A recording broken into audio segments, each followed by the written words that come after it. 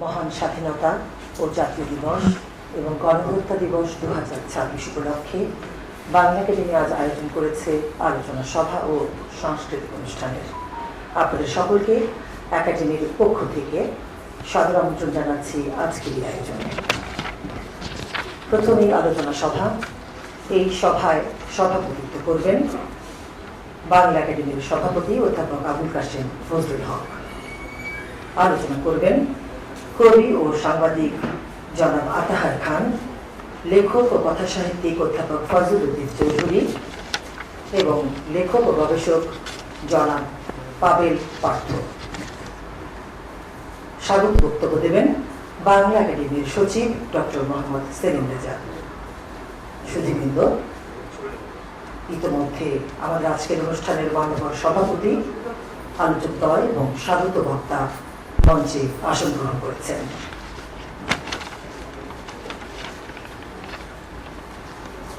সভাপতি মহোদয়ের অনুমতিক্রমে মূল অনুষ্ঠান শুরু করছে। প্রথমেই স্বাগত ভাষণ দেবেন বাংলা একাডেমির সচিব ডক্টর মোহাম্মদ সেলিম রেজা।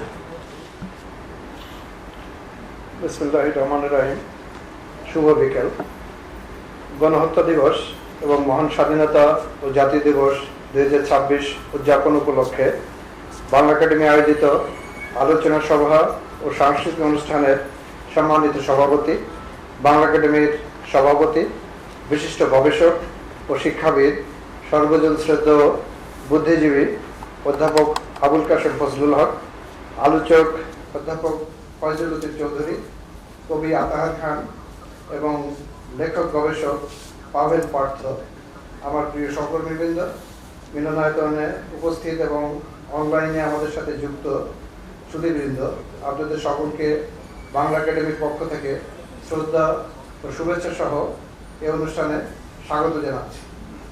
সুধীবৃন্দ, অনুষ্ঠানের শুরুতে আমি গভীর শ্রদ্ধা নিবেদন করছি 1971 সালের 25শে মার্চ পাকিস্তানি হানাদার বাহিনী নৃশংস গণহত্যার শিকার শহীদদের প্রতি। মুক্তিযুদ্ধের বীর শহীদ, বীর মুক্তিযোদ্ধা, মুক্তিযুদ্ধের সংগঠক সহ বিভিন্ন পর্যায়ে মুক্তিযুদ্ধের পক্ষে যারা নিজ নিজ অবস্থান থেকে কাজ করেছেন, মুক্তির সংগ্রামে ভূমিকা রেখেছেন, তাদের প্রতি। সুধীবৃন্দ, 1971 সালের 25শে মার্চ পাকিস্তানি হানাদার বাহিনীর নৃশংস হত্যার কালো রাত পেরিয়ে বাংলাদেশ 71-এ জেগে উঠেছে মুক্তিযুদ্ধের মহাভোরের মোহনায়। স্বাধীনতা দিবস আমাদের জাতির সবচেয়ে গৌরবময় দিন, পরাধীনতার শৃঙ্খল ভেঙে মাথা উঁচু করে দাঁড়ানোর দিন। 1971 সালের এই দিনে সশস্ত্র মুক্তিযুদ্ধের আনুষ্ঠানিক সূচনা হয়। সুধীবৃন্দ, 1971-এ মুক্তির সংগ্রামে এবং মুক্তিযুদ্ধে বিজয় অর্জনের পর মুক্তিযুদ্ধের চেতনা বিকাশে বাংলা একাডেমি নিরলসভাবে কাজ করে এসেছে। মুক্তিযুদ্ধে বিজয় অর্জনের অব্যবহিত পরেই 20শে ফেব্রুয়ারি 1972 তারিখে বাংলা একাডেমির 21-এর অনুষ্ঠানে আমন্ত্রিত হয়ে মুক্তিযুদ্ধের সেক্টর কমান্ডারগণ মুক্তিযুদ্ধে তাদের গৌরবময় ভূমিকা সম্পর্কে স্মৃতিচারণ করেন।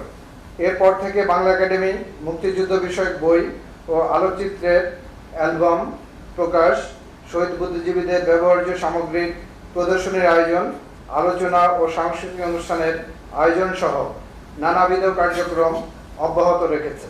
স্বাধীনতা দিবস উদযাপন উপলক্ষে বাংলা একাডেমি প্রতি বছরের ন্যায় এবারও বিস্তারিত কর্মসূচি গ্রহণ করেছে।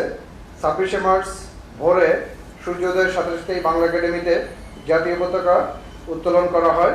সকালে মহাপরিচালক অধ্যাপক মোহাম্মদ আজমের নেতৃত্বে একাডেমির পক্ষ থেকে সাভারে জাতীয় স্মৃতিসৌধে পুষ্পস্তবক অর্পণ করে মুক্তিযুদ্ধের বীর শহীদদের প্রতি শ্রদ্ধা নিবেদন করা হয়। আজ অনুষ্ঠিত হচ্ছে আলোচনা ও সাংস্কৃতিক অনুষ্ঠান। সুধীবৃন্দ, আমি আমার বক্তব্য দীর্ঘায়িত করব না। আজকের সভার আলোচকবৃন্দ এবং সভাপতি মহোদয়ের কাছ থেকে আমরা এ বিষয়ে মূল্যবান বক্তব্য শুনব। তাদের বক্তব্য নিশ্চয়ই আমাদেরকে ঋদ্ধ করবে। আপনাদের এই অনুষ্ঠানে আবারও স্বাগত জানিয়ে আমার সংক্ষিপ্ত বক্তব্য এখানে শেষ করছি। খোদা হাফেজ। এই পর্যায়ে প্রথমে আলোচনা করবেন লেখক ও গবেষক জনাব পাভেল পার্থ।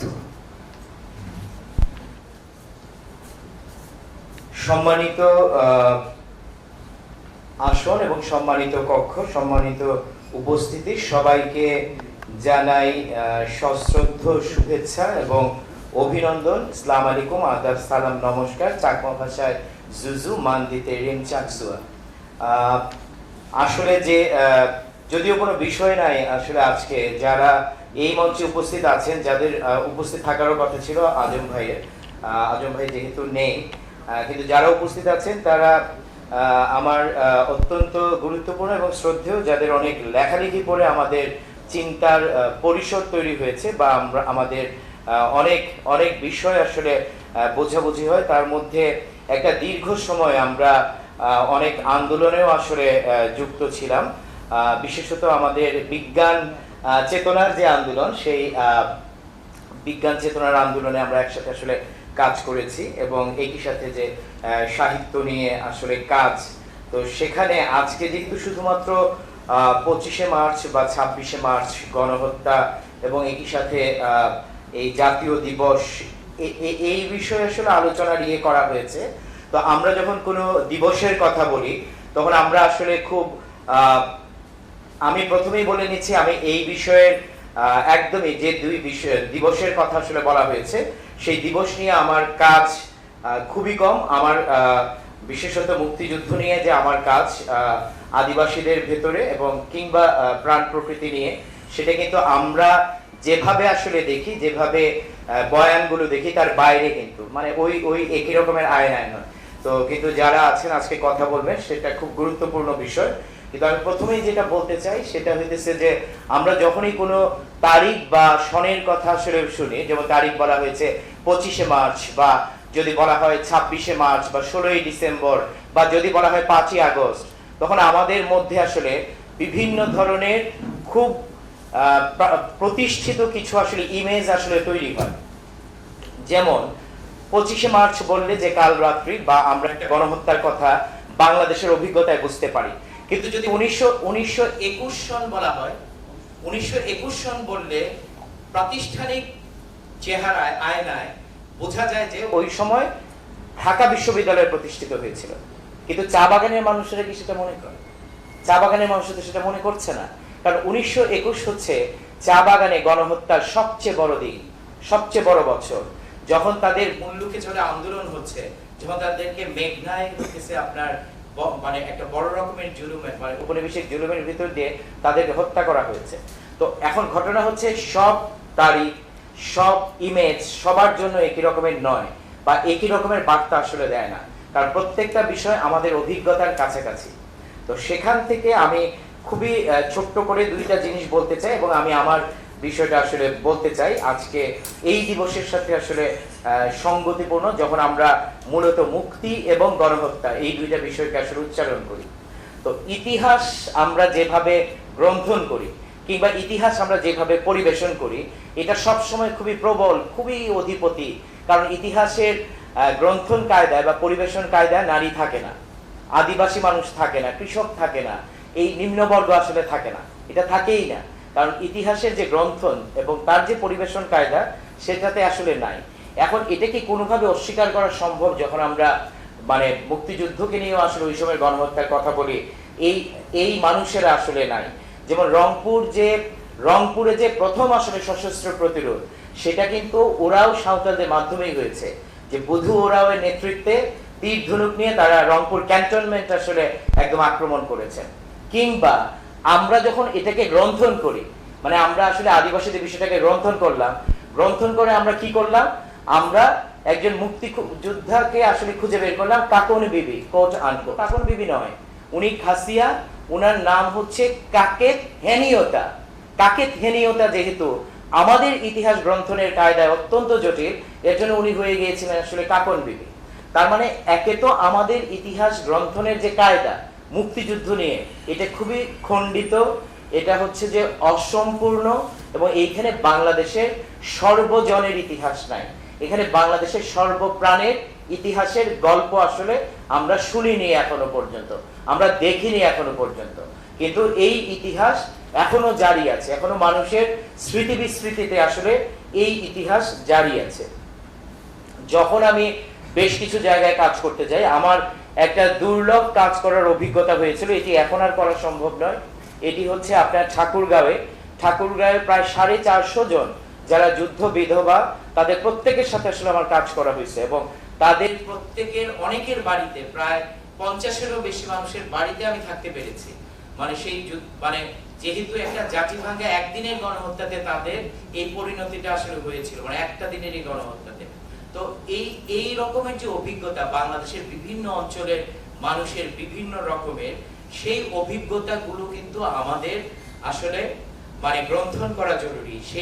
সেই গল্পগুলো আমাদের জানা বোঝা আসলে হওয়া জরুরি। বাংলাদেশের সকল মানুষের যে জনযুদ্ধে যে আসলে মানুষেরা অংশ নিয়েছেন, যেভাবে অংশ নিয়েছেন, তাদের যে আসলে প্রক্রিয়া, সেই জায়গা থেকে আসলে আসাটা জরুরি।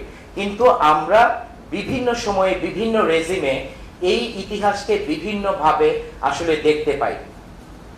আরেকটা বিষয় যেটা আসলে আমার বলার জায়গা, সেটি হচ্ছে মুক্তিযুদ্ধের ইতিহাস, এমনকি গণহত্যার ইতিহাসটাও আমার কাছে আসলে যতটুকু পাঠ করে আসলে দেখা যায়, সেটা খুব বেশি অ্যানথ্রোপোসেন্ট্রিক, মানে খুব বেশি মানুষ কেন্দ্রিক। মনে হয় যেন বাংলাদেশে শুধু মানুষেরাই মুক্তিযুদ্ধ করেছেন এবং মানুষই আসলে গণহত্যায় আসলে মারা গিয়েছেন। অথচ বাংলাদেশে তো মুক্তিযুদ্ধ করেছে বাংলাদেশের নদীরা, একই সাথে বাংলাদেশের পাহাড়েরা, বনেরা, বাংলাদেশের হচ্ছে যে অসংখ্য প্রাণ প্রকৃতি। এছাড়া কখনোই এখানে হচ্ছে এই রকমের একটি জনযুদ্ধ সংগঠিত হওয়াই সম্ভব নয়। কিন্তু মুক্তিযুদ্ধের ইতিহাসটিতে আমরা কখনোই প্রাণ প্রকৃতির এই অবদান, নদীর অবদান, আমাদের বনের অবদান, আমাদের হচ্ছে যে কৃষি এবং ওই সময় যে পরিস্থিতি, সেটির অবদান কিন্তু আমরা আসলে দেখছি না। এটি একটি কায়দা, যে কায়দায় শুধু মানুষকেই আসলে প্রধান করে দেখা হয়, এবং এই দেখাটা অত্যন্ত বিপজ্জনক। এটা অত্যন্ত বিপজ্জনক বলেই এটা এমন একটা মনস্তত্ত্ব তৈরি করতে পারে, যখন আপনার এই কয়েকদিন আগে যখন আপনার গোয়ালন্দে বাসে থেকে ফেরি বাসে থেকে পড়ে গিয়ে সব মানুষ তলিয়ে গেলেন, তাতে কিন্তু আমরা আসলে অনেক বেশি একটা মানে আমাদের এই শোক কিন্তু এখন আমরা ভুলছি না। কিন্তু এই আমরাই ঠিক ওই সময় একটা বাসের লাগেজের লকারের মধ্যে করে ছাগল ঢুকিয়ে এনে প্রায় 55টা ছাগল যখন মারা গেল, আমরা কিন্তু আসলে সেভাবে কষ্ট পাই না, কারণ আমাদের মনস্তত্ত্ব সেই প্রবল মনস্তত্ত্ব, এটা প্রবল ভাবে আসলে মানুষ কেন্দ্রিক। অথচ একটি গাছ ছাড়া, ওই সময়ের ধান ছাড়া, মানে আমাকে তো খেতে হয়েছে, ওই সময় যে মাছ ছাড়া, ওই সময় নদী ছাড়া, বিল অঞ্চল ছাড়া, আপনারা দেখবেন আমরা যখনই এখানে নিশ্চয়ই সবার সেই অভিজ্ঞতা আছে, সকল পরিবারের সেই অভিজ্ঞতা আছে যে কিভাবে আসলে মুক্তিযুদ্ধ বা এই যুদ্ধ আসলে সংগঠিত হয়েছে। এটা একটা বলার বিষয়। আরেকটা জিনিস আমি বলতে চাই, সেটি হচ্ছে যে গণহত্যা। তো আমরা তো দাঁড়িয়ে আছি গণহত্যার ভিতরে, আমরা তো দাঁড়িয়ে আছি যুদ্ধের ভিতরে। এখন তো যুদ্ধ চলছে, আমরা এখানে কথা বলছি, কিন্তু দুনিয়াতে তো যুদ্ধ চলছে। আমরা যুদ্ধ এবং গণহত্যাকে আসলে জারি রাখি এবং জায়েজ করি। আমরা আমাদের দিন যাপনের ভেতর দিয়ে সেটাকে আসলে জায়েজ করে দিই। প্রত্যেকটা সময় আসলে আমরা এটাকে জায়েজ করি। আমরা জায়েজ করি বলে যুদ্ধ এবং গণহত্যা আসলে টিকে থাকে। এখনো তো টিকে আছে, গাজায় টিকে আছে, আপনার ইরানে টিকে আছে। যুদ্ধ কি টিকে নেই? সারা দুনিয়াতে নানাভাবে আসলে যুদ্ধ টিকে থাকে। এখন বিষয় হচ্ছে যে আমরা যদি তার বিপরীতে মুক্তি, জুলুম কিংবা শোষণ নিয়ে আসলে কথা বলি, এখানে আমার খুবই ছোট্ট করে কিছু আসলে বলার আছে। আমরা আজকে যখন বাংলাদেশে স্বাধীনতার একটা দীর্ঘ সময়ের পরে, সুবর্ণ জয়ন্তীরও পরে দাঁড়িয়েছি, যখন আমরা আসলে বলছি মুক্তির কথা, তখন এটি কার চোখে, কার আয়নায় আসলে বলছি?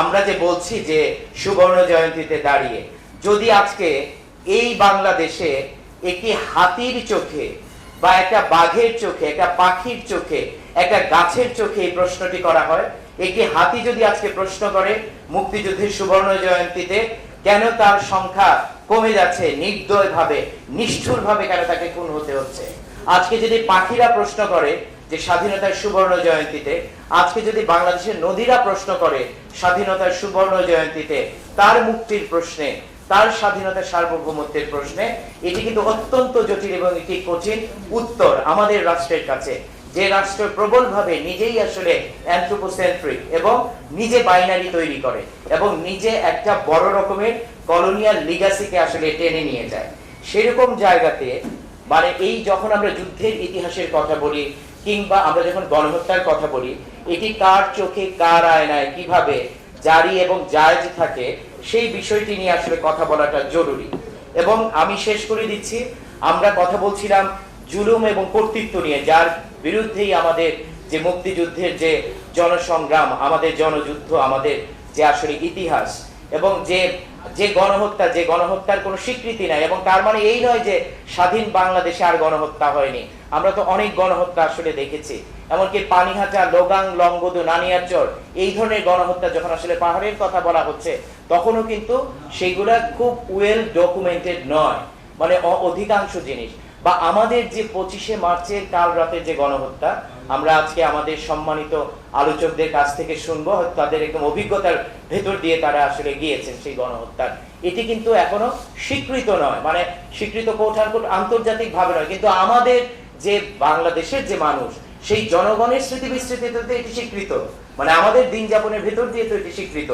আমি শেষ করে দিতে চাই একটা জায়গাতে কথা বলে, যে এই যে স্বাধীনতা, এই যে আসলে মুক্তিযুদ্ধ, ওই সময় যারা আসলে যুদ্ধ করেছিলেন, যে জুলুমের আসলে মানে বিরোধিতা করে তার একটা নিজের একটা সার্বভৌম আশা আকাঙ্ক্ষা আসলে তৈরি হয়েছিল, বা জুলাই গণঅভ্যুত্থানেও আমরা আসলে যে আকাঙ্ক্ষার কথা আসলে দেখেছি, যে বাংলাদেশের একটা বহুত্ববাদী, একটা ইনক্লুসিভ আসলে আকাঙ্ক্ষা, সেই সব আকাঙ্ক্ষাগুলার মানে এরকম তো অসংখ্য আকাঙ্ক্ষা আমরা তো তেভাগ আন্দোলনের সময় দেখেছি, নীল বিদ্রোহের সময় দেখেছি, টঙ্ক নানকার বিদ্রোহের সময় দেখেছি, উপনিবেশ বিরোধী আন্দোলনের সময় দেখেছি, ভাষা আন্দোলন হয়ে মুক্তিযুদ্ধ, বা এই গণ অভ্যুত্থান হয়ে 24-এর যে জুলাইয়ের গণ অভ্যুত্থান। এই যে যে জন আকাঙ্ক্ষা, সেই জন আকাঙ্ক্ষার যে বয়ান, সেই জন আকাঙ্ক্ষার বয়ান কিন্তু আসলে ধারণ করতে পারছি না আমরা বলতে এখানে রাষ্ট্র ধারণ করছে না, এবং রাষ্ট্র সর্বজনের সর্বপ্রাণের আসলে হয়ে উঠছে না, যে কারণে খণ্ড বিখণ্ড আসলে অনেক রকমের আমাদের আবারও কর্তৃত্ব তৈরি হয়, আবারও অনেক কিছু তৈরি হয়। আমি শেষ করে দিচ্ছি একটা ছোট্ট উদাহরণ বলে, যে মুক্তি এবং এই যে শেকল, বন্দিত্ব, এই যে জুলুম, এটি যদি এইভাবে আসলে দেখা হয়, আমি বাংলাদেশের অনেক অঞ্চলে মুক্তিযুদ্ধের ইতিহাস খুঁজতে গিয়ে মূলত ধানের ইতিহাস খুঁজেছিলাম, যে ওই সময় কৃষকেরা কি ধানের ভাত খেয়ে যুদ্ধ আসলে করেছিলেন।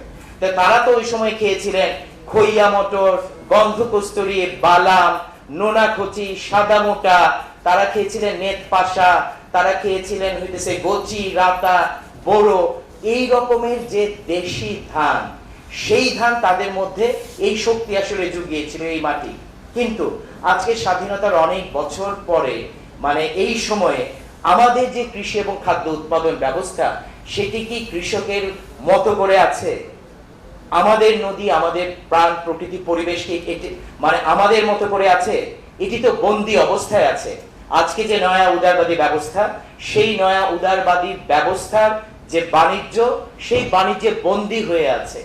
তাহলে এই যে একটি বন্দী দশার খাদ্য উৎপাদন ব্যবস্থার ভেতর দিয়ে তৈরি হওয়া আমি একজন, আমার নদী বন্দী, আমার পাহাড় বন্দী, তাহলে কে আমাকে এই জুলুমকে প্রশ্ন করার জন্য আসলে শক্তি যোগায়? আমি যে মুক্তিযুদ্ধের সময় আসলে বলতে পারি যে পদ্মা, মেঘনা, যমুনা তোমার আমার ঠিকানা, এই পদ্মা, মেঘনা, যমুনা যখন আসলে আজকে বন্দী হয়ে যায়, দূষিত হয়ে যায়, শৃঙ্খলিত হয়ে যায়, তখন তারা কিভাবে আসলে আমাকে শক্তি যোগায় এই ধরনের কর্তৃত্বের বিরুদ্ধে, কিংবা কোনো একটা মানে ব্যবস্থা, যে ব্যবস্থা আসলে জুলুমকে আসলে জায়েজ করে বা গণহত্যা যুদ্ধকে জায়েজ করে, তার বিরুদ্ধে আসলে কথা বলার।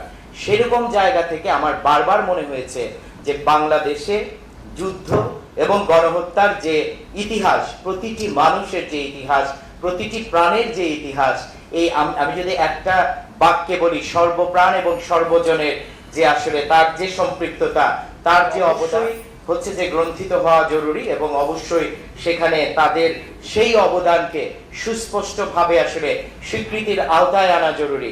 এবং আমার শেষ কথা, অবশ্যই গণহত্যা বন্ধ হওয়া জরুরি, এবং গণহত্যা যে সারা পৃথিবীতে জারি আছে, যে যে কারণে গণহত্যা টিকে থাকে সেইগুলোর প্রত্যেকটা বিষয় বন্ধ হওয়া জরুরি।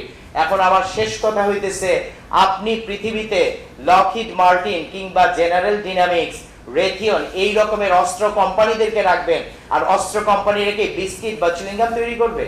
তারা কি পাপড় ভাজা তৈরি করবে? তারা যা তৈরি করছে তার মাধ্যমে যুদ্ধ এবং গণহত্যা জারি আছে। তাহলে যুদ্ধ এবং গণহত্যা জারি থাকে, জায়েজ হয়ে যায় যে যে শর্ত দ্বারা, যে যে বাণিজ্য এবং বাহাদুরি দ্বারা, তাকে প্রশ্ন করাটা আসলে জরুরি। আমরা বাংলাদেশের যে মানুষের যে ইতিহাস, তার যে হচ্ছে যে সংগ্রামের যে ইতিহাস, সেই সংগ্রামের ইতিহাসে কিন্তু আমরা সেই শক্তি, সেই প্রণোদনা, সেই স্পর্ধা, সেই আকাঙ্ক্ষা আসলে দেখতে পাই। এবং আমি মনে করি সেই আকাঙ্ক্ষা, সেই স্পর্ধা, সেই শক্তি আরো বিকশিত হবে, আরো বিরাজিত হবে, এবং সেটা যাতে আমাদের ভেতর দিয়ে আসলে ধারণ হয় এবং আমরা সেই মহাবয়ানের অংশ হতে চাই। আপনাদের সবাইকে আবারও ধন্যবাদ এবং কৃতজ্ঞতা, বাংলা একাডেমিকে কৃতজ্ঞতা। সম্মানিত উপস্থিতি, এ পর্যায়ে লেখক, কথা সাহিত্যিক অধ্যাপক ফয়জুল লতিফ চৌধুরীকে আলোচনা করবার জন্য বিনীত অনুরোধ করছি। বিবেক বলে যাদেরকে আমরা বিচারযোগ্য গণ্য করি, অধ্যাপক আমর কাসেম ফজলুল হক এবং সুধী মানে হচ্ছে আপনারা সবাই ধীমান, বেশি ভালো ধীমান, এই অর্থে সবাই জ্ঞানী। সুতরাং সুধী বললে যথেষ্ট বলা হয়। আজকে পাদের প্রার্থ যে চোখ দিয়ে মুক্তিযুদ্ধকে দেখতে চান, সেটা তার ব্যক্তিগত পরিপ্রেক্ষিতের উপর নির্ভর করে। আমি তার যে সমস্ত বিষয় বলেছেন সেগুলো নিয়ে ভাবব, এবং সেগুলি অবশ্যই গুরুত্বপূর্ণ।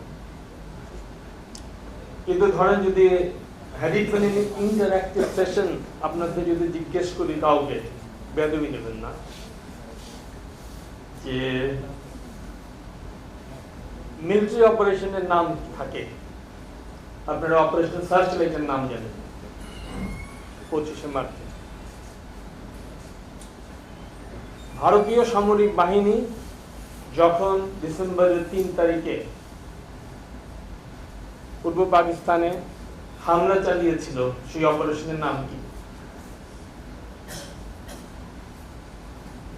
কারো জানা থাকলে আমি খুশি হব।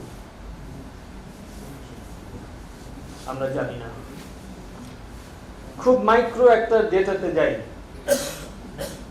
জিয়াউর রহমান সাহেবের খুব ভালো একটা গাড়ি ছিল, এত ভালো গাড়ি ছিল সেটা তো ওঠার জন্য ইন্ডিয়ান মেজররা ওয়েট করতো যে সাবজেক্ট একটু দিতেন, সেগুলো চলে আসতো, কারণ এটা ছিল ওনার বসের গাড়ি, কর্নেল জাঞ্জুয়ের গাড়ি, মাত্র ফেব্রুয়ারি মাসে আমদানি হয়েছে। সেটা কি গাড়ি? যে ড্রাইভার তার সঙ্গে ছিল, সে ড্রাইভারের খুব শখ ছিল মুক্তিযুদ্ধ করার, মানে সশস্ত্র। সে গ্রেনেড চুরি করত, চুরি করে জিয়াউর রহমান সাহেব যেখানে বসতেন সেখানে সে 12টা গ্রেনেড পর্যন্ত জমা করেছিল।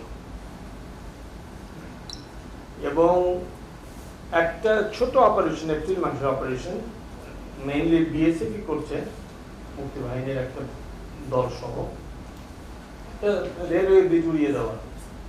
কিন্তু বিএসএফ এর সেন্ট্রাল কমান্ড থেকে পাঠানো এক্সপ্লোসিভ বহনকারী ট্রাকটা আসেনি। তখন খুরশিদ মিয়া বলে যে আমার কাছে কিছু গ্রেনেড আছে স্যার। তখন জিয়া রহমান, যাকে বলতেন অধ্যাপক আলী, সেই পরিমল বাবু বিএসএফ এর কমান্ডার বলে তাড়াতাড়ি দাও, তাড়াতাড়ি দাও, এতটা আগে কখন আসবে গাড়ি? বসে কয়টা করে? 12টা। তো 12টা দিয়ে 4টা পিলার, ছোট মানে রেলওয়ে ব্রিজ, আপনারা জানেন যে চিটাগাং থেকে ঢাকা আসার পথে অনেক রেলওয়ে ব্রিজ ছিল, এখনো আছে। তো তারপরে তারা সেই সেতুটা ধ্বংস করতে সমর্থ হলেন। কোথায় সেই খুরশিদ মিয়া আজকে? তো এগুলি মাইক্রো ডিটেইলস, প্রত্যেকটা জিনিসের মূল্য আছে। কেন মূল্য আছে? আমরা যদি পত্রিকাগুলো দেখি 1971 সালে, তার মধ্যে আমরা এমন সমস্ত তথ্য পাই অবিশ্বাস্য। আমি অসুস্থ, এখন অসুস্থ, গত প্রায় 3 সপ্তাহ যাব। আমি ভাবছিলাম যে একটা ফেসবুক পোস্ট দিই, কিছু না মানে পত্রিকায় লিখতে লিখতে না পারলে। আমি একটা বিএসএফ এর ডকুমেন্টে পেয়ে গেলাম যে স্বাধীন বাংলা বেতার কেন্দ্র কালুরঘাটের পরে অন্তত আরো 10টি ট্রান্সমিটার থেকে প্রচলিত হয়েছে এবং আরো 10টি জায়গা থেকে প্রচলিত হয়েছে। তারপর কাজী নজরুল ইসলামের জন্মদিনে 25শে মে 1971-এ কলকাতা থেকে সেটা প্রচলিত হয়। বিএসএফ এর তত্ত্বাবধানে একদিন পরে র সেটাকে গ্রহণ করে। সেখানে পেলাম যে 3 তারিখে বা 4 তারিখে এপ্রিল মাসে জিয়া রহমানকে এক জায়গায় নিয়ে যাওয়া হলো এবং তাকে বসিয়ে দেওয়া হলো যে আপনি কিছু বলেন। প্রথমে বাংলা ইংরেজি দুটো ভাষা বললে ভালো। ট্রান্সমিটার মিডিয়াম ওয়েভ না, শর্ট ওয়েভ ট্রান্সমিটার আপনারা জানেন যে রেঞ্জ বেশি না।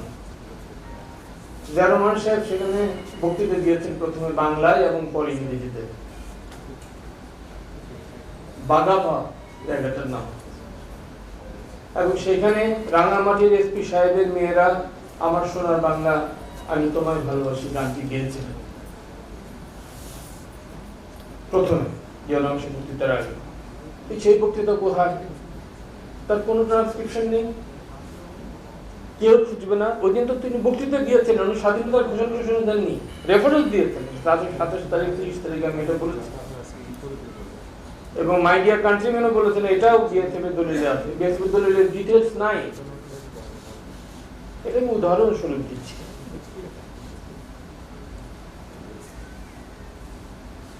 বাংলাদেশের পররাষ্ট্র নীতি যেটা আছে সেটা কোন সরকার গঠন করছে, কয় তারিখ? বাংলাদেশের 16 তারিখে যখন পাকিস্তান বাহিনী আত্মসমর্পণ করলো, সেই খবর সারা পৃথিবীতে প্রচলিত হয়েছিল যে পাকিস্তানের হার ভারতের বিজয় হিসাবে। একদিন অ্যাম্বাসেডর আমার সামনে আছেন। ডিসেম্বর মাসের 28 তারিখে ক্যাবিনেট সভায় খন্দকার মোশতাক পররাষ্ট্রমন্ত্রী, সম্ভবত তখনই পররাষ্ট্র ওই যে আমাদের 4 নীতি তখন গৃহীত হয়েছে। এবং আপনারা কি জানেন যে 29শে ডিসেম্বর 1971 খন্দকার মোশতাক পদত্যাগ করেছিলেন? পত্রিকাতে আছে, পূর্বদেশ করে দেখেন। 30শে ডিসেম্বর 1971 পত্রিকা খুলে দেখেন। তো এই যে ডিটেইলস গুলি এগুলি ইম্পর্টেন্ট। গণহত্যার পরিকল্পনা কবে করা হয়েছিল? শেখ মুজিবের সঙ্গে প্রেসিডেন্ট ইয়াহিয়া রুদ্ধদ্বার বৈঠক হয়েছিল। কেউ সাক্ষী না, কিন্তু যেহেতু তার প্রেসিডেন্ট ইয়াহিয়া একজন রাষ্ট্রপতি একটা দেশের, সুতরাং তার ADC, squadron leader in the air force, তো তিনি পর্দার আড়ালে লুকিয়েছিলেন। তার সে অধিকার অস্ত্র সহ ছিলেন। After all important. কি আলোচনা হয়েছিল আমরা এখনো জানি না। একটা আলোচনা হয়েছিল, বিষয়বস্তু হয়েছিল যে শেখ মুজিব হবেন প্রধানমন্ত্রী আর ইয়াহিয়া সাহেব থাকবেন রাষ্ট্রপতি with defence minister in charge. এই চুক্তি কি দুইজন নেতার মধ্যে, একজন রাষ্ট্রপতি একজনের মধ্যে হয়েছিল? আলোচনা হয়েছিল, এটা আমরা জানি। ফেব্রুয়ারি মাসে সংবিধান লেখা হয়েছিল। পাকিস্তানের প্রথম সংবিধান না, কিন্তু আওয়ামী লীগ হোটেল পূর্বাণীতে বসে, আপনি 16 তারিখ 17 তারিখ 18 তারিখ কোনো পত্রিকায় দেখেন, রিপোর্ট নাই, অত্যন্ত গোপনে 25 জন এমএলএ মিলে পাকিস্তানের সংবিধান লিখেছে। সেটা কপি কোথায়, কার কাছে আছে? 22 তারিখে প্রথম রিপোর্ট পাওয়া যাচ্ছে একটাই পাকিস্তানি উর্দু পত্রিকা বরাত দিয়ে যে হ্যাঁ, পাকিস্তানের যে নতুন শেখ মুজিবের নেতৃত্বে যে সরকার গঠিত হতে যাচ্ছে, সেই সরকার যে সংবিধান পাকিস্তানের জন্য প্রণয়ন করবে তার খসড়া লিখিত হয়েছে এবং সেটা হোটেল কুরবানিতে হয়েছে 15 তারিখ, 7 দিন পরে আমরা জানতে পারছি। আমাদের যে পূর্ব পাকিস্তানে তখন যে তখন যে গভর্নর ছিলেন, তিনি মার্চ মাসে ফিরে গিয়েছিলেন, ফেব্রুয়ারিতে হতে পারে, তাকে ডাকা হয়েছিল। আমার ধারণা সেই দিন গণহত্যার পরিকল্পনা চূড়ান্ত করা হয়েছে, সেটাও ফেব্রুয়ারি মাসের 15 থেকে 22 তারিখের মধ্যে। যারা ডন পত্রিকার কপি রাখেন আপনারা রেফারেন্স পাবেন যে সেখানে জেনারেলরা বলছে যে জেনারেলের শব্দটা আমরা পরে ব্যবহার করছি যে মিলিটারি অপারেশনসের কোনো তুলনা নেই, এটা করতেই হবে। তো এটা একটা মাইল ফলো যে 15 ফেব্রুয়ারি পাকিস্তানের অমুক হোটেলে বা অমুক সেনানিবাসে এই ডিসিশন গৃহীত হয়েছে। কিছু মাইক্রো ডিটেল। এখন আমি যেটা বলতে যাচ্ছি যে আমাদের স্বাধীনতা যুদ্ধের ইতিহাসটা আমরা লিখতে পারি। আমাদের স্বাধীনতা যুদ্ধের ইতিহাসের মধ্যে জনযুদ্ধ আছে, মুক্তিযুদ্ধ আছে, মানে মুক্তি বাহিনীর যুদ্ধ আছে, আমাদের ভারত সরকারের যুদ্ধ আছে এবং প্রথম সরকার যেটা কলকাতা, সেই সরকারের যুদ্ধ আছে। এই 4 উইং থেকে যুদ্ধ চালানো হয়েছে এবং মুক্তিযুদ্ধ এক সময় কমান্ড করেছেন শুধু এপ্রিল মাসে, শুধু 27 তারিখের ওই ঘোষণা বা 30 তারিখের ঘোষণা না, আমাদের বাংলাদেশ সেনা কর্মকর্তারাই করেছেন। আপনারা যে কামালপুর অপারেশনস এর ডিটেইলসটা পড়েন, মেজর হাফিজের বইতে আছে, তারপরে প্রথম আলোতে কাজ করতেন কর্নেল লুৎফুল হক সাহেবের বইতে আছে। সেদিন যে ক্যাপ্টেন সালাউদ্দিন মারা গেলেন, ক্যাপ্টেন সালাউদ্দিন মারা গেলেন নৃশংসভাবে, মানে মারা যাচ্ছেন আর বলতেছেন অত্যন্ত খারাপ ভাষায় বলতেছেন যে আমি মানে কভার দিতে তোমরা এগিয়ে যাও। আপনারা দেখবেন যে সেদিন যারা নাকি আনট্রেইনড মুক্তিযোদ্ধা ছিলেন তারা মর্টারের শেরের শব্দ শুনে, এটা মেজর হাফিজের বইতে এই কথাটা আছে, তারা একটু পাগল হয়ে গিয়েছিল যে তারা মানে পূর্ব পাকিস্তানের কি বলে পাকিস্তানি সেনাদের দিকে এগিয়ে যাচ্ছিল। এই ডিটেলস গুলো দরকার। আপনি নদীর কথা বলছিলেন, আমি একটা উপন্যাস লিখেছি 1971 নামে, সেটার মধ্যে জেনারেল নিয়াজি পরামর্শ করছেন ইন্ডিয়ান বাহিনী কিভাবে আক্রমণ করতে পারে এবং তিনি বলছেন যে 4টা রাস্তা। জেনারেল নিয়াজির এখানে যতগুলি ব্যাচ ছিল, আমি প্রশংসার কারণে বলছি না, ব্রিটিশ ভারতে কারো এতগুলি ব্যাচ ছিল না। তার নামে এখনো একটা রাস্তা আছে ঢাকা ক্যান্টনমেন্ট, টাইগার রোড বা টাইগার। আমি বলতে চাচ্ছি তিনি চিহ্নিত করলেন যে যেদিক দিয়েই আসুক নদী পার হতে হবে। একটা জায়গাতে নদী নাই, সেটা হচ্ছে যদি তারা কামালপুর ওই দিক দিয়ে আসে, সেখানে তারা রেলওয়ে ধরতে পারবে খুব সহজ। এবং তখন উনি আদেশ দিলেন যে কামালপুরে একটা ঘাঁটি করতে হবে। সেই ঘাঁটিটাই মেজর জিয়াউর রহমান, তখন লেফটেন্যান্ট কর্নেল হয়ে গেছে, লেফটেন্যান্ট কর্নেল জিয়াউর রহমান সেই ঘাঁটি আক্রমণ করে। আর আক্রমণ করতে তার বাহিনী প্রস্তুত ছিল না। সবাই মনে করছিল যে এটা ঠিক হচ্ছে না কাজটা। এরকম বললেন যে তার আমরা তো বসে থাকলাম, অনেকদিন বসে আছি, তাদেরকে বসেই থাকবো। আর এই ছোট ছোট অপারেশন, এইটা ভাঙা একটু, ওইটা ভাঙা একটু, এই করবো। আর তোমরা গ্রামের ভিতরে যাও, আর হাঁস ধরে নিয়ে আসো, ছাগল ধরে নিয়ে আসো, এগুলো দিয়ে আমরা খাচ্ছি। ইট ওয়াজ এ ডেডলি অপারেশন। এবং তারপরে মেজর মঈন তখন পরে জেনারেল বললেন যে স্যার আপনি কি থাকবেন না? উনি তো ব্রিগেড কমান্ডার কোনো অপারেশন নেতৃত্ব দেয় না। উনি বলছেন, হেসে বললেন যে আমি থাকবো, যদিও আমার থাকার কথা না। মেশিন গান বাহিনী, আমি টিলা থেকে আমি অপারেট করব। তো কামারপুর অপারেশনে আমরা বা অন্যান্য অপারেশনে দেখেছি যে আমাদের সেনাবাহিনীতে যারা কাজ করতেন তাদের একটা বড় ভূমিকা ছিল। কারো ভূমিকা ছোট করে দেখবার কোনো অবকাশ নেই। প্রত্যেকে জান দিয়েছেন এবং রক্ত দিয়েছেন। আমি শুধু দৃষ্টি আকর্ষণ করতে চাচ্ছি, আমরা কি মুক্তিযুদ্ধের ইতিহাসটা, স্বাধীনতা যুদ্ধের ইতিহাসটা লিখেছি? আপনি যে পড়বেন, পত্রিকা পড়বেন, লেখাই তো হয়নি। আপনি যে এনসাইক্লোপিডিয়া দেখেন, এটা দেখেন, ওটা দেখেন, আপনাকে 30 ভলিউমের এনসাইক্লোপিডিয়া দেখলে তো আপনি পড়তে পারবেন না যেটা এশিয়াটিক সোসাইটি করেছে। আপনাকে একটা কমপ্রেস বই ধারাবাহিকভাবে হাজির করতে হবে। অথেন্টিক যেটা কে দিচ্ছে আপনাকে? কেউ দিচ্ছে না। এই জন্য আমরা জানি না, আমরা বলতেও পারছি না, পড়তেও পারছি না, কাউকে পড়ে শিখে কাউকে জানাতেও পারছি না। তো নতুন একটা বই বেরিয়েছে,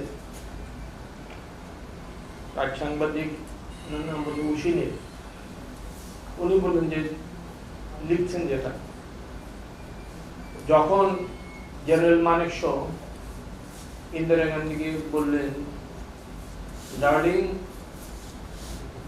দিস ইজ ওয়ার, এটা তোমার ইউনিভার্সিটি লেখা পারে না।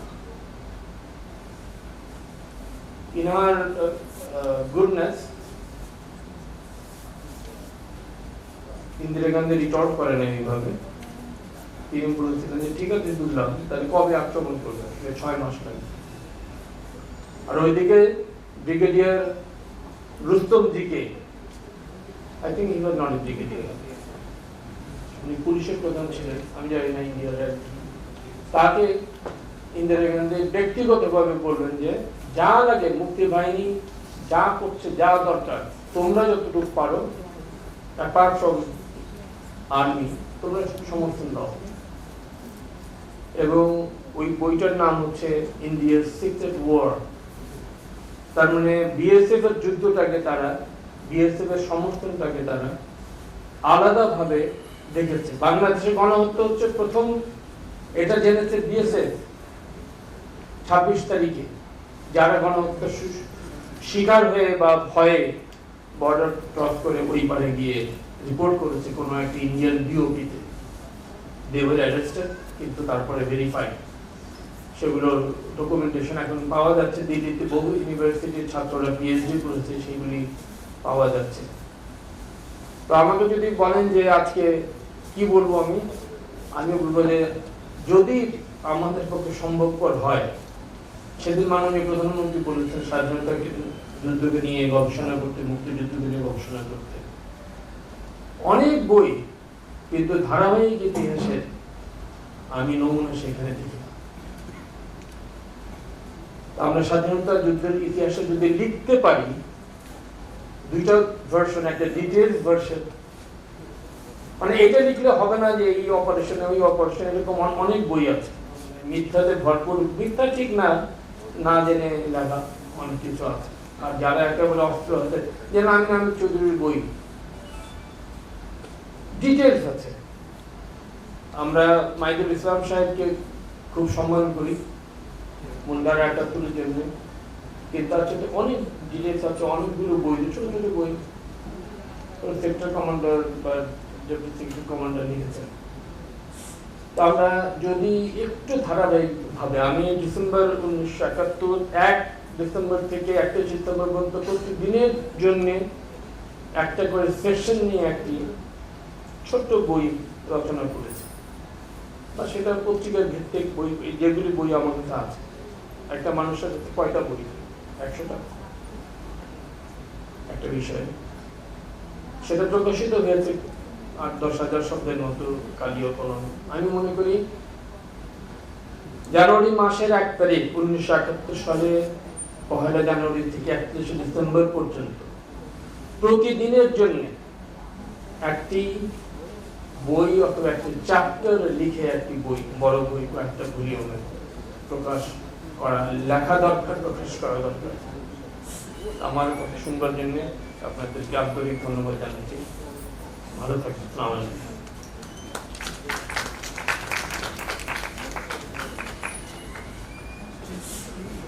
সুধীবৃন্দ, আমি এখন কবি ও সাংবাদিক জনাব আতাহার খানকে মঞ্চে এসে আলোচনা করবার জন্য বিনীত অনুরোধ করছি।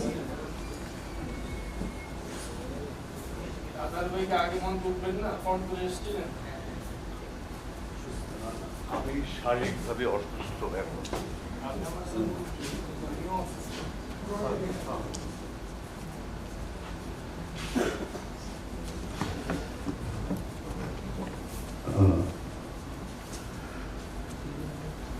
আজকের অনুষ্ঠানের সভাপতি অধ্যাপক আবুল কাশেম ফজলুল হক, উনি ব্যক্তিগতভাবে আমার শিক্ষক ঢাকা ইউনিভার্সিটি। আমি ঢাকা ইউনিভার্সিটিতে ভর্তি হই 1972 সালে, কিন্তু আমি ইন্টারমিডিয়েট পাস করি 1970 সালে। তারপর আমার টাইফয়েড হয়, টাইফয়েডের পর আমার একটা বছর গ্যাপ যায়। 71 সালে আমি মুক্তিযুদ্ধে এবং আলোচক যারা আছেন তাদের সবাইকে শুভেচ্ছা জানাচ্ছি এবং উপস্থিত সুধীবৃন্দ। আমি শুধু আমার শরীর যেহেতু খুব খারাপ, খারাপ বলতে প্রেশার, আমি খুব হচ্ছি, আমি প্রেস ক্লাবে গিয়ে অনেকক্ষণ ছিলাম, আমি আসবো না বলে সিদ্ধান্ত নিয়েছিলাম। খালি একটা কথা বলার জন্য আমি এখানে আসছি, সেটা হলো 5 ডিসেম্বর কিন্তু যশোর ক্যান্টনমেন্ট ফল করে এবং 6 ডিসেম্বরের ভিতর পুরো যশোরটা মুক্ত হয়, মুক্ত অঞ্চল হয়। ওই সময় আপনার 8 নম্বর সেক্টর, আমি 8 নম্বর সেক্টরের একজন মুক্তিযোদ্ধা। ফরিদপুর অঞ্চলে ঢাকা বিশ্ববিদ্যালয়, বাংলাদেশের 2টো ডিস্ট্রিক্ট আছে যাদের সাথে সীমানা বা সমুদ্রের কোনো স্পর্শ নেই। তার ভিতর ফরিদপুর একটা, আর একটা হলো ঢাকা জেলা। এই 2টা জেলা যারা মুক্তিযোদ্ধা, তারা প্রতি মুহূর্তে এবং প্রতি সেকেন্ডে আপনি জীবনকে হাতের মুঠোয় নিয়ে যুদ্ধ করতে হয়েছে। আর অন্য ডিস্ট্রিক্টগুলো যেহেতু ভারতীয় সীমান্ত ছিল, ওই সাপোর্টটা পেত, যেটা আমরা খুব পরে পেয়েছি। তো ওই 5 ডিসেম্বর যশোর ক্যান্টনমেন্ট ফল করার পর যশোর ক্যান্টনমেন্ট থেকে বড় অংশ পাকিস্তানের যে সেনাবাহিনীর যে অংশটা, এটা ফরিদপুরে চলে আসে। ফরিদপুর শহরে সমস্ত স্কুল, মাঠ, সমস্ত স্টেডিয়াম, সমস্ত কিছু আর্মির তত্ত্বাবধানে, তাদের ফ্যামিলি সহ সবাই ওখানে করত। আর ফরিদপুর শহর থেকে যেটা যশোর রোড যেটা বলি আমরা, কামারখালী হয়ে যশোরের ভিতর দিয়ে কলকাতা পর্যন্ত চলে গেছে। এই ফরিদপুর থেকে কামারখালীর দূরত্ব হলো 22 মাইল।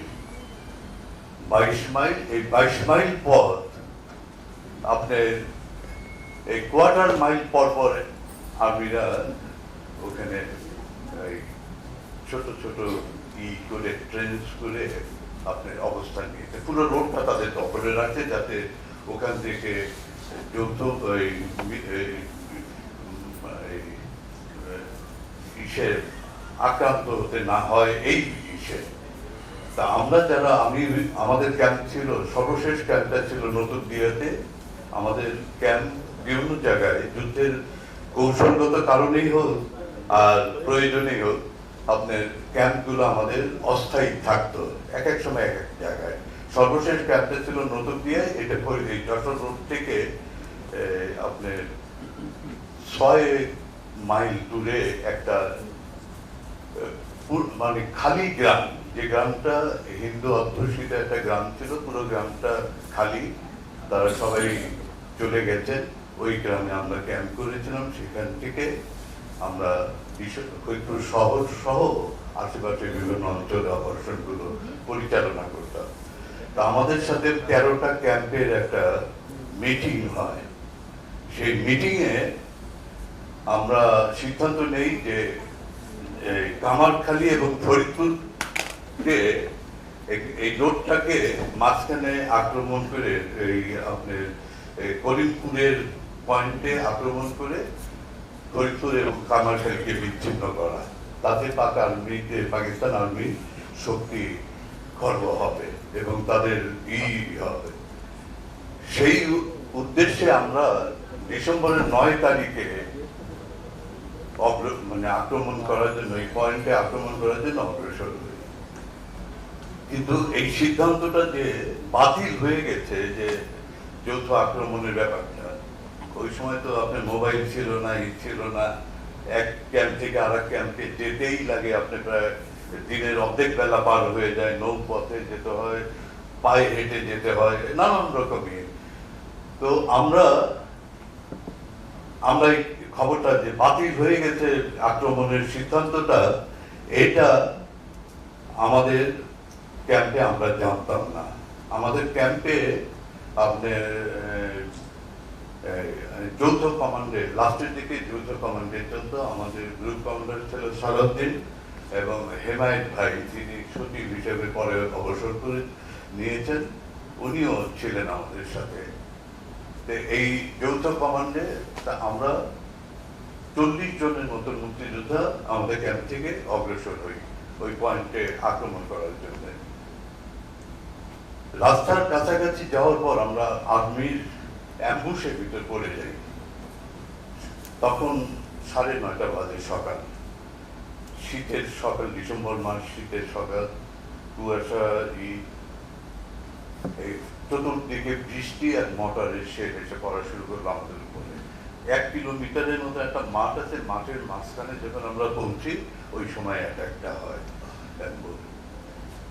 তো সেখান থেকে আমাদের বেরোতে আমাদের গ্রুপ কমান্ডার ছিলেন সালাউদ্দিন, হ্যাভি মেশিন গান উনি নিজে চালাতেন।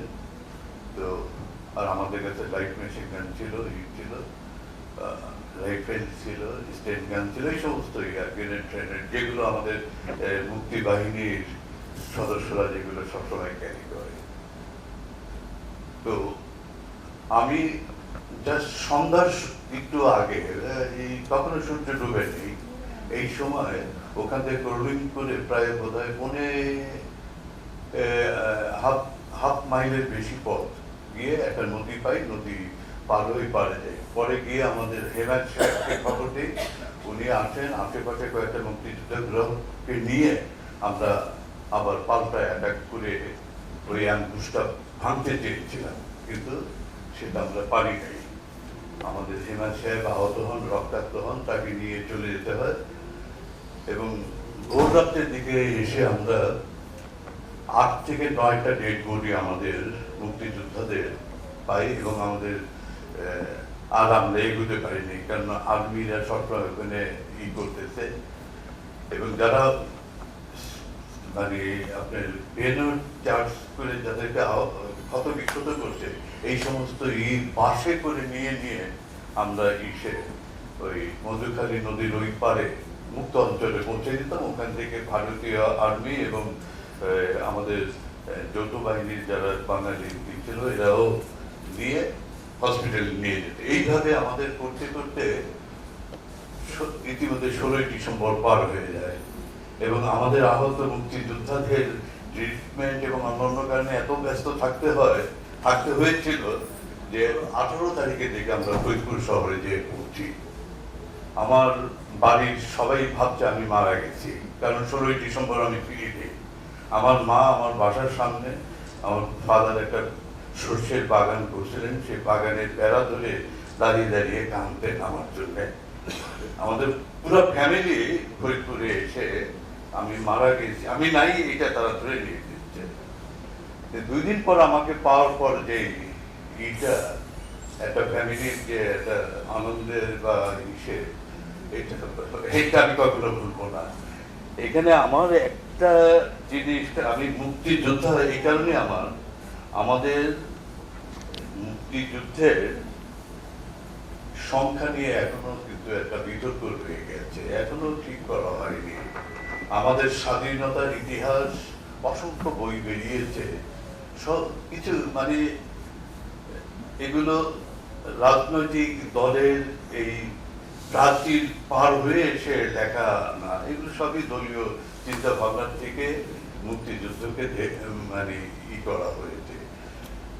একমাত্র হাসান হাফিজুর রহমানের মুক্তিযুদ্ধের যে দলিল 15 খণ্ডের, এইটা কিছুটা পাওয়া যায়, তার বাইরে তেমন কিছু পাওয়া যায় না। ইভেন আমাদের আজকের যে বিষয়টা, যে এই শহীদ গণহত্যার বিষয়টা, গণহত্যা, আমি তো মনে করি যে এখনো কিন্তু গণকবরগুলো যে ঠিক মতো অনুসন্ধান করা যায়, অন্তত একটা সংখ্যা পাওয়া যাবে কতজন এখানে করা হয়েছে, এবং কিছু এখনো আবিষ্কৃত হয়নি। এবং এটাও খুঁজে বের করার কতগুলো পথ এবং পদ্ধতি আছে, সেটা অনুসরণ করে আমার মনে হয় এই গভর্নমেন্ট, যেহেতু এই গভর্নমেন্টের অতীত 2001 থেকে 6-এর ভিতরে মুক্তিযুদ্ধ মন্ত্রণালয় গঠিত হয়েছে, মুক্তিযোদ্ধাদের প্রতি একটা সম্মান দেখানোর জন্য আমি আশা করি তারা এই ব্যাপারে হবে, একটু তৎপর হবে। আমার খারাপ লাগে এই পর্যন্ত আমাকে 7 বার আমি মুক্তিযুদ্ধ এটা প্রমাণ করার জন্য আমাকে হাজির হইতে হয়েছে এবং ফর্ম ফিল আপ করতে হয়েছে।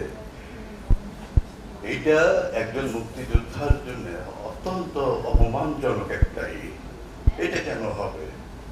এটা হওয়ার কথা নাই। ভুয়া মুক্তিযোদ্ধা, এটা তোমরা বের করে খুঁজে বের করে দাও, কিভাবে চিহ্নিত করা যায় তারও কিছু পথ আছে, অবলম্বন করা যায়। তো আমি আসলে কথা বলতে পারছি না, এই কারণে আমি কিন্তু আমার প্রেশারের একটু প্রবলেমে ফেস করতেছি। আপনারা যদি আমাকে মাফ করে দেন তো আমি এই করি। তো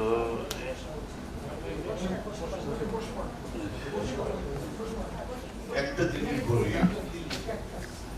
আমি যে কথাটা, আমাদের ওই ক্যাম্পে আমাদের গ্রুপ কমান্ডার জি সালাউদ্দিন, উনি মারা যান। হ্যাঁ, তারপরে ডেপুটি গ্রুপ কমান্ডার যিনি নওফেল, উনিও মারা যান। 4 জন ইপিআর এর সদস্য ছিলেন আমাদের সাথে, আমাদের গ্রুপে, তারাও মারা যান। এবং যারা ইনজুর্ড হয়েছিলেন মারাত্মকভাবে, এইটা আমাদের পুরো ক্যাম্পটা একটা হাসপাতালের রূপ নেয়। আমাদের একজন এলএমএ ডাক্তার ছিল আমাদের সাথে, যিনি এই চিকিৎসা ব্যবস্থার দায়িত্বে ছিলেন। পরে আমরা কোনো অপারেশনে যেতে পারিনি। এই যে 9 তারিখের এই যুদ্ধের পরে আমরা ফিরে আসি। তো এইটা আমার শেষ কথা, যেটার উপর আমি জোর দেই, যে একজন মুক্তিযোদ্ধাকে কেন প্রমাণ করতে হবে সে মুক্তিযোদ্ধা। আপনি চিন্তা করেন, 7 বার কিন্তু এই প্রশ্নের সম্মুখীন হতে হয়েছে আমাদেরকে। এইটা আমি মনে করি এই ব্যবস্থাটা থাকাটা ঠিক নয়। সবাইকে শুভেচ্ছা।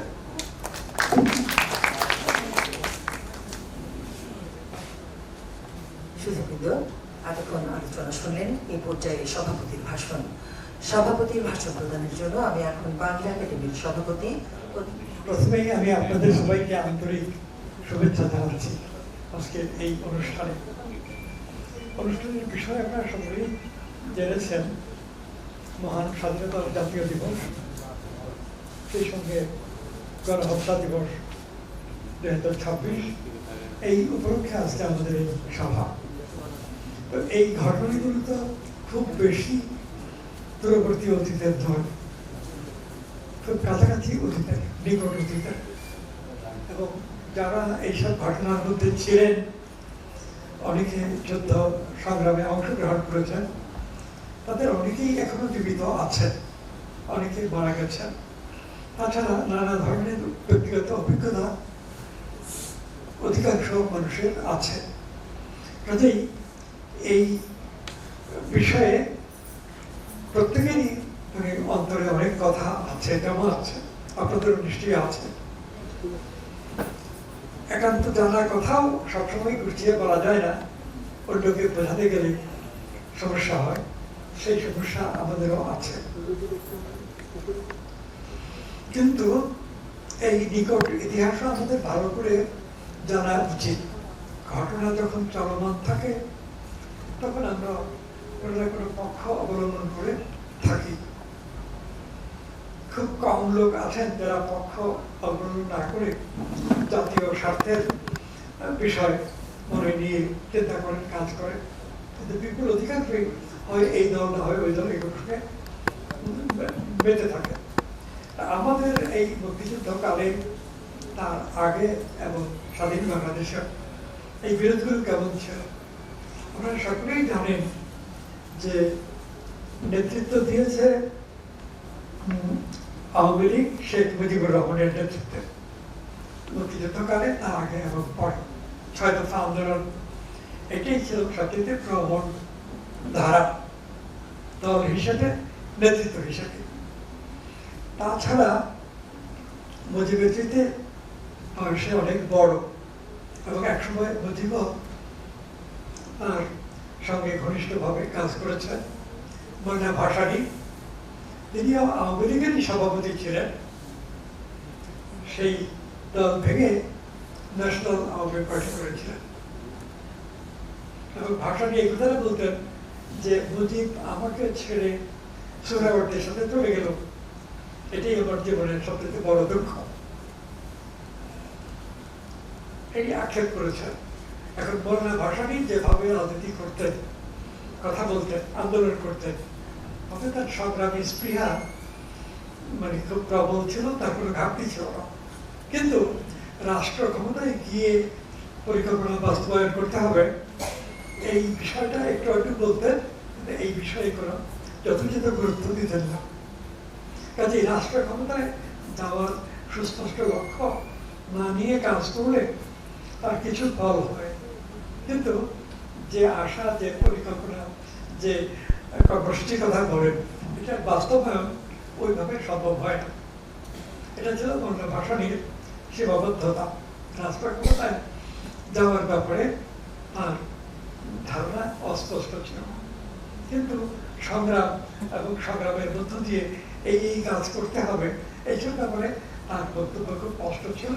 এবং এই জায়গায় শেখ মুজিবের সঙ্গে মোল্লা ভাসানীর কোনো পার্থক্য ছিল না। যাই হোক, শেখ মুজিবকে খুব স্নেহ করতেন মোল্লা ভাসানী। মোল্লা ভাসানীকেও শেখ মুজিব মানে অন্ধভাবে তখন সমর্থন করতেন। কিন্তু একটা পর্যায়ে দেখা গেল হোসেন শহীদ সোহরাওয়ার্দী যখন সামনে আসলেন আওয়ামী লীগে, আগে থেকেই ছিলেন কিন্তু এতটা সামনে আসেননি, তখন সোহরাওয়ার্দীর প্রভাব প্রবল হয়ে গেল। কারণ যারা ক্ষমতায় যেতে চান, মন্ত্রী হতে চান, পার্লামেন্টের সদস্য হতে চান, তারা দেখলেন যে সোহরাওয়ার্দী সাহেবের সঙ্গে থাকলে সেটা হওয়া সম্ভব, কিন্তু ভাসানীর সঙ্গে থাকলে সেটা হওয়া সম্ভব হবে কি হবে না, এটা খুব অনিশ্চিত। এই অবস্থার মধ্যে সোহরাওয়ার্দী সাহেবের সঙ্গে চলে গেলেন ওই যারা উচ্চাকাঙ্ক্ষী এবং রাষ্ট্র ক্ষমতায় যেতে চান তারা।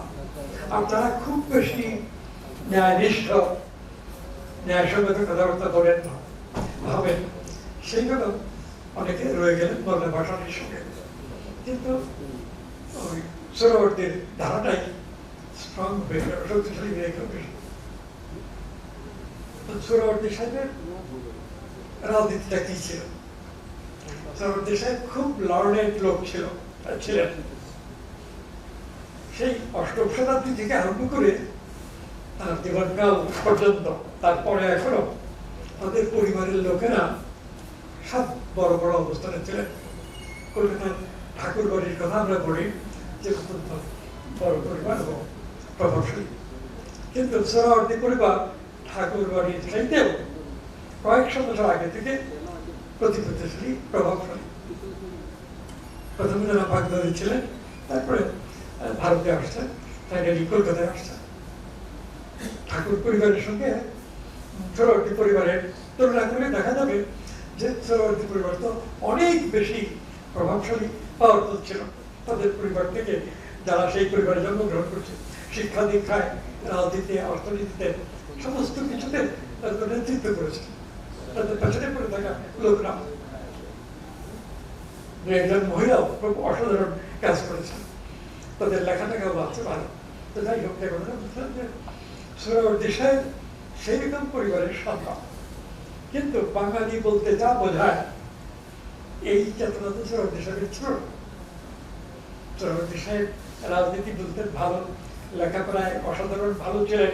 তিনি ভারতবর্ষে এবং লন্ডনে লেখাপড়া করেছেন, তার এইসব যোগ্যতার কোনো ঘাটতি ছিল না। এমনিতে রাজনৈতিক চরিত্র আমার মনে হয় আজকের তুলনায় শতগুণ উন্নত ছিল, ভালো ছিল। এখন রাজনীতিবিদেরা যেসব ভুল কাজ করেন, অন্যায় কাজ করেন, অনুচিত কাজ করেন, এইসব সোহরাওয়ার্দী সাহেব ছিল না। কিন্তু আমার কাছে সোহরাওয়ার্দী সাহেবকে আমাদের আপন লোক মনে হয়, কারণ রাষ্ট্রভাষা আন্দোলনের সময় সোহরাওয়ার্দী সাহেব তো রাষ্ট্রভাষা আন্দোলনকে সমর্থন দেন, এমনকি একটা দুটা কথা বলবেন বিরুদ্ধেও বলেছেন। আমরা যে পূর্ব বাংলার সাহিত্য রচনার কথা বলতাম, সোহরাওয়ার্দী সাহেব এটা সমর্থন করতেন। তিনি বলতেন যে সাহিত্য রচনা নিয়ে এত বেশি কথা বলা, তোমরা করাচিকে শক্তিশালী কাম, পাকিস্তানের রাজধানী ছিল, করাচি শক্তিশালী হলে ঢাকাও সুবিধা ভোগ করবে এবং একটা শক্তিশালী রাষ্ট্রের যে সুযোগ সুবিধা, এটা শুধু করাচিতে সীমাবদ্ধ থাকবে না, ঢাকাও পাবে। সোহরাওয়ার্দী সাহেবের এইসব কথা তো আমাদের কাছে ভালো লাগতো না। আমাদের শেখ মুজিবুর রহমান যখন কলকাতা ইসলামিয়া কলেজে পড়েন, ইন্টারমিডিয়েট, তখন সোহরাওয়ার্দীর সঙ্গে আগেও দেখা হয়েছে মুজিবের। তো সোহরাওয়ার্দী সাহেব ভাবলেন যে মুজিব তো অ্যাম্বিশাস, মুজিব তো নেতা হবে, মুজিবকে যদি আমার সঙ্গে রাখি, আমি মুজিবকে সহায়তা করবো নেতা হতে, এবং আমার নেতৃত্ব শক্তিশালী হবে মুজিব আমার সঙ্গে থাকলে। এই জন্য মুজিবকে একেবারে নিজের ছেলের মতো মানে পকেটস্থ করে ফেললেন শেখ মুজিব, খুব আপন করলেন। এই দিক দিয়ে যে ইত্তেফাক পত্রিকার সম্পাদক ছিলেন তাফজল হোসেন মানিক মিয়া, তাকেও সোহরাওয়ার্দী বুঝতে পেরেছেন এ তো সাংবাদিকতায় অসাধারণ, এবং সংবাদপত্র প্রকাশ করা, সংবাদপত্র পরিচালনা করা, অর্থ সংস্থান করা, সব কাজেই তো অসাধারণ কৃতি।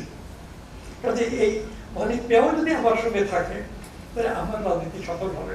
আমি যতটা পারি মানিক মিয়াকে আর্থিক দিক থেকে সহায়তা করবো, পত্রিকা প্রকাশ করে।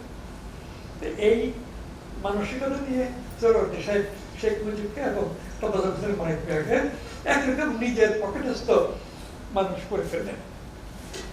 এখন ভিতর থেকে দেখলে দেখা যাবে যে সোহরাওয়ার্দী সাহেবের চিন্তা আর শেখ মুজিবের চিন্তা একরকম ছিল না। শেখ মুজিব বাঙালি জাতীয়তাবাদী এবং আমাদের সাহিত্য শাসন, রাষ্ট্রভাষা ইত্যাদি আন্দোলনে একেবারে প্রাণপণে কাজ করেছে। কিন্তু মত পার্থক্য সত্ত্বেও সোহরাওয়ার্দী তাকে পুত্রতুল্য স্নেহ করেন, এইসব কারণে এক ধরনের বন্ধন তৈরি হয়েছে সোহরাওয়ার্দীর সঙ্গে শেখ মুজিবের, সোহরাওয়ার্দীর সঙ্গে মানিক মিয়া। এখন ব্যাপার হল যে যদি এইভাবে সোহরাওয়ার্দীর সঙ্গে শেখ মুজিব বাধা না করতেন, তাহলে তার নেতৃত্বের বৈশিষ্ট্য অবশ্যই একটু অন্যরকম হতো, এবং সেটা আমাদের জন্য আরো ভালো হতো বলে আমার ধারণা। আপনারা বিচার করে দেখবেন। তো যে কথাটা বলতে চাইছিলাম যে শহীদ সোহরাওয়ার্দী বাঙালি জাতীয়তাবাদী ছিলেন, তিনি পাকিস্তানি জাতীয়তাবাদী ছিলেন, এবং শেষ পর্যন্তই সোহরাওয়ার্দী মারা যাওয়ার পরদিন কিন্তু শেখ মুজিব বাঙালি জাতীয়তাবাদের কথা বলা আরম্ভ করেছেন, এবং তার কিছুদিন পরে ছাত্রভাষা গোষ্ঠী দিতেন। সোহরাওয়ার্দী যদি আরো 10 বছর বেঁচে থাকতেন, তাহলে শেখ সাহেব এগুতেন কিনা সন্দেহ, এবং সোহরাওয়ার্দীকে অমান্য করে আর মানে সিদ্ধান্ত চিন্তার বাইরে গিয়ে শেখ মুজিব কিছু পারতেন, এটা মনে হয় না। সোহরাওয়ার্দীর তো রাজনৈতিক নেতা হিসেবে অসাধারণ প্রভাব ছিল। আর যে কথা আগে বলছি যে এইখানে রাজনীতিবিদদের যেসব অভিযোগে অভিযুক্ত করা হয়, যেসব কাজ তাদের করা উচিত না করেন, এই চরিত্র সোহরাওয়ার্দী ছিলেন না। তার পলিটিক্যাল ক্যারেক্টার অনেক উন্নত ছিল, কাজেই দলে তার প্রভাব ইত্যাদি ছিল। গণতন্ত্র, মানবাধিকার, এটি ছিল সোহরাওয়ার্দীর রাজনীতির মূল কথা। পূর্ব পাকিস্তানের সাহিত্য শাসক এবং আরো আনুষঙ্গিক যেসব কথা অবলম্বন করে আমাদের রাজনৈতিক চিন্তা হয়েছে, শেখ মুজিবুর রহমানের নেতৃত্ব গড়ে উঠছে, এইগুলো তো হিসাবের মধ্যে ছিল না।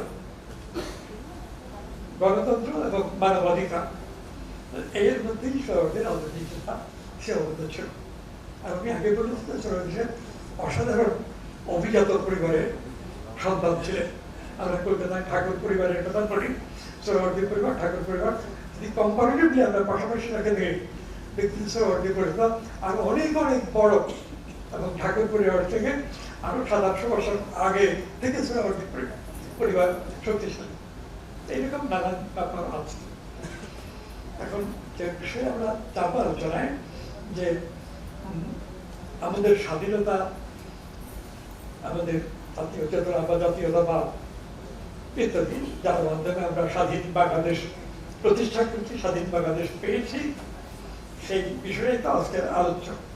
এইগুলো বলতে গেলে অনেক কথা আসবে, কিন্তু আমি সেদিকে যাবো না। এখানে যারা কথা বলেছেন প্রজাপতি চৌধুরী, এরা তো অনেকগুলো মূল্যবান কথা বলেছেন জীবনের বাস্তব অভিজ্ঞতা থেকে, সেগুলো অবলম্বন করে চিন্তা করার সুযোগ আছে, আরো জানার সুযোগ আছে। তো আমি যেটা বলবো যে রাজনীতির দিক যদি আমরা লক্ষ্য করি, যে গত 1000 বছরে আমাদের রাজনীতি, অর্থাৎ বাঙালির রাজনীতি, বাংলা ভাষার দেশে যে রাজনীতি হয়, একসময় তো ছিল যে এই সুবাদার, তারপরে সম্রাট, রাজা, ওই রাজতান্ত্রিক একটা ব্যবস্থা। ওই সময়ও আমরা দেখব যে বাংলা ভাষী অঞ্চলে বাইরে থেকে এসে লোকেরা রাজত্ব করেছে।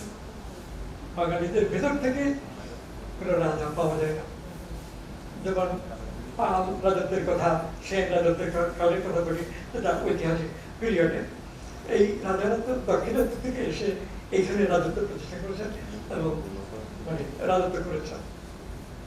নিজেরা নিজেদের ভিতর থেকে রাজা তৈরি করা, রাজা পাওয়া, রাজা হওয়া, এটা হয়নি। এটাও আমাদের রাজনৈতিক ইতিহাসে বিবেচ্য।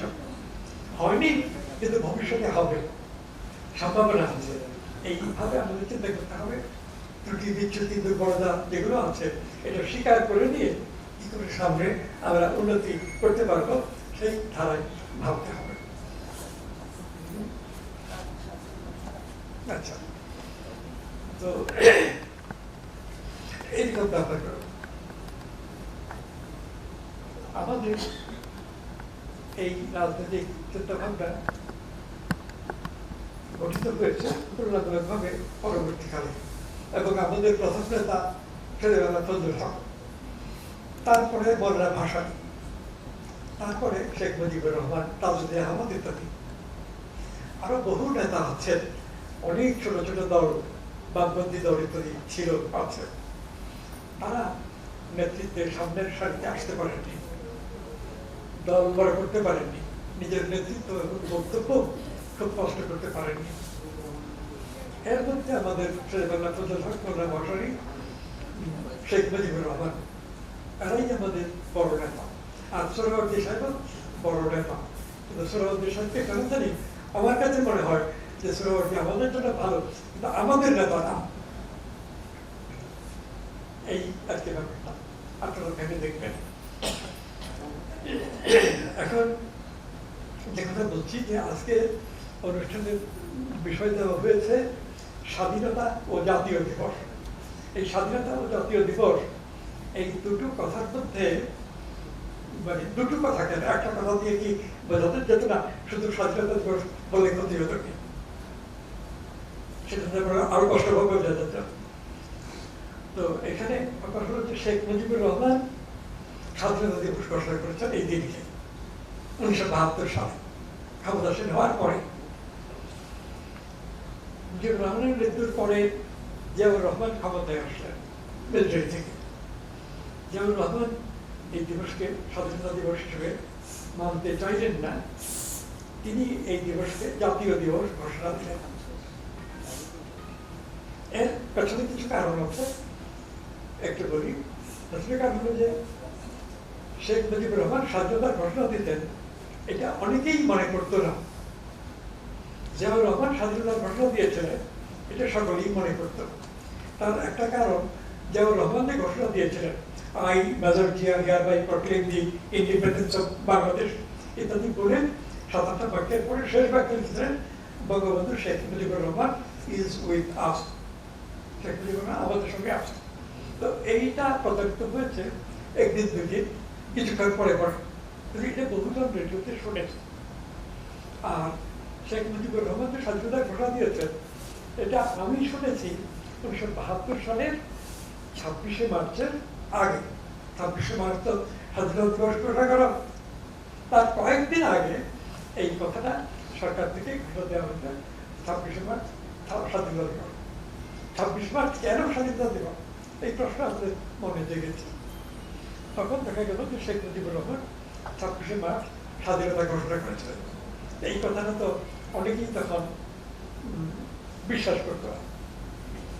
এই সমস্যার কারণেই স্বাধীনতা দিবস আর জাতীয় দিবস দুটো কথা আসছে।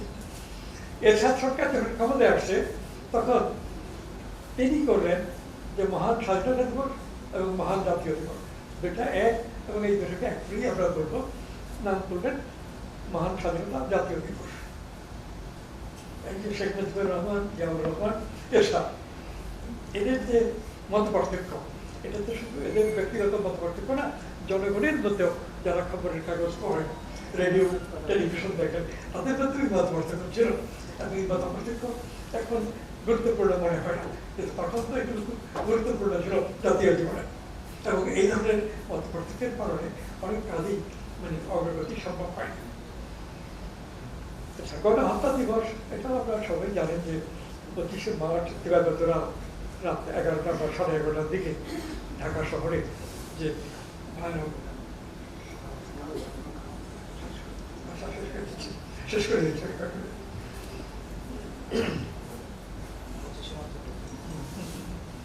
তো এই সব কথা বলতে গেলে অনেক কথা বলা দরকার, কিন্তু সেগুলো বলার বাস্তবতা এখন নেই। যদি আমার বক্তব্য এখানেই শেষ করছি, আপনারা চিন্তা করবেন, অনুসন্ধান করবেন, খোঁজ করবেন। এগুলো অনেকে বই লিখেছেন, অনেক কিছুতে পাওয়া যায়। এই পর্যন্ত লতিফ চৌধুরী উল্লেখ করেছেন, আধার খান উল্লেখ করেছেন। এই তো এই স্বাধীনতা দিবস, জাতীয় দিবস পূর্ণ মর্যাদায় আমাদের পালন করতে হবে এবং আমাদের রাষ্ট্রীয় স্বাধীনতা রক্ষা করা, জাতীয় ঐক্য, জাতীয় সাহিত্য, জাতীয় চিন্তাভাবনা, এটাকে বিকশিত করা একান্ত করতে হবে। এবং এইগুলো বিকশিত হলে আমাদের রাষ্ট্র শক্তিশালী হবে, জনজীবনও সমৃদ্ধ এবং উন্নত হবে। আপনাদের সবাইকে ধন্যবাদ জানিয়ে আমাদের এখানে শেষ করা। ধন্যবাদ। সভাপতির বক্তব্যের মধ্য দিয়ে শেষ হলো আলোচনা পর্ব। মঞ্চে উপবিষ্ট মাননীয় সভাপতি, আলোচকবৃন্দ এবং স্বাগত বক্তার প্রতি কৃতজ্ঞতা জ্ঞাপন করছি। সেই সঙ্গে আপনাদের অনুরোধ করছি মঞ্চের সামনের আসনে আসন গ্রহণ করবার জন্য।